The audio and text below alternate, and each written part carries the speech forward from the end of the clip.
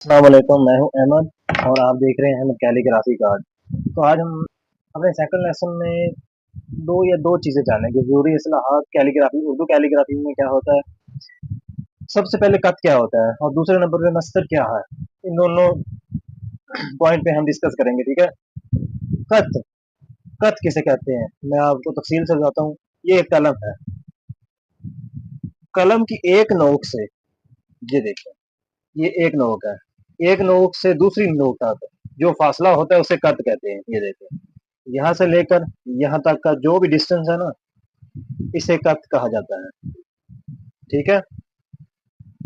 यहाँ से लेकर यहाँ तक का जो भी फासला है, इसे हम कत कहेंगे, ठीक है। तो कत का यही होता है कि हम कलम बनाने के, कत छोटा भी हो जाता है, बड़ा भी हो जाता है। देखें, इससे भी छोटा, इससे बड़ा है। ये देखें, ये छोटा है, ये इससे बड़ा है और ये इससे बड़ा है। और मेरे पास चार टाइप्स की कलम है, ठीक है। ये देखें, तरतीब वाइज मैंने रख दी है। ये छोटा है, ये इससे बड़ा, ये इससे बड़ा, ये सबसे बड़ा कत है। यहाँ तक के यहाँ तक का फासला, यहाँ से लेकर यहाँ तक का फासला एक कत कहलाएगा, ठीक है। हरूफ को कत से पैमाइश करके लिखा जाता है। जैसे अभी कत चल रहा है, हरूफ को कत से पैमाइश करके लिखा जाता है। बहुत इंपॉर्टेंट टॉपिक है कत और मस्तर की तारीफ। मस्तर की तारीफ हम बाद में करेंगे, पहले आपको कत समझा रहा हूँ। ताकि मोटे कत से मोटा, मोटी और छोटे कत से छोटी लिखाई इस तरह लिखी जा सके कि इसमें पैमाइश का तनासब बरकरार रहे। यानी कि ये नहीं आप यहाँ पे बारीक लिख रहे हैं, अब आगे जाके मोटा कर दें, आगे बारीक लिख रहे हैं फिर मोटा कर दें, फिर बारीक लिख रहे हैं फिर, ये गैर मुनासिब बात होगी, ठीक है। ऐसे नहीं लिखती। अब हमारे पास आ गया मस्तर।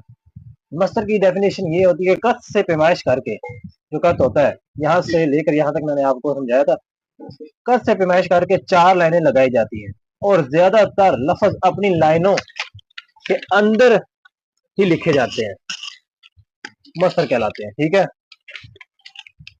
उनको मस्तर कहा जाता है। अब मैं आपके सामने कुछ लफ्ज लिखूंगा, मस्तर किसे कहते हैं। जैसे पॉइंटर है, मस्तर, ये हम मस्तर मस्तर के लिख रहे हैं, अलिफ लिखा मैंने, ठीक है। बे बे आ गई मेरे पास, ठीक है। जी,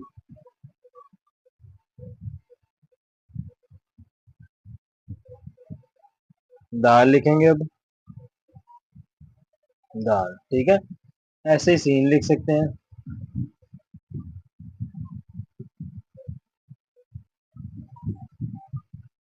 उम्मीद है कि आपको मस्तर की भी समझ आ गई होगी। तो इसी टॉपिक पे ये आप दो डेफिनेशन थी, लेसन नंबर 2 था, आपको समझ आ गई होगी अच्छे तरीके से। तो आपने फुल ये वीडियोस जो मैं बना रहा हूँ, जो आपकी तरफ पहुंचेगी तो आपने जरूर देखनी है।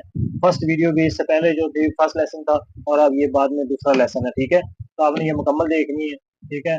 और इसके साथ ही हम इजाजत लेता हूँ। अपनी दुआ में याद रखिएगा। अल्लाह हाफिज़।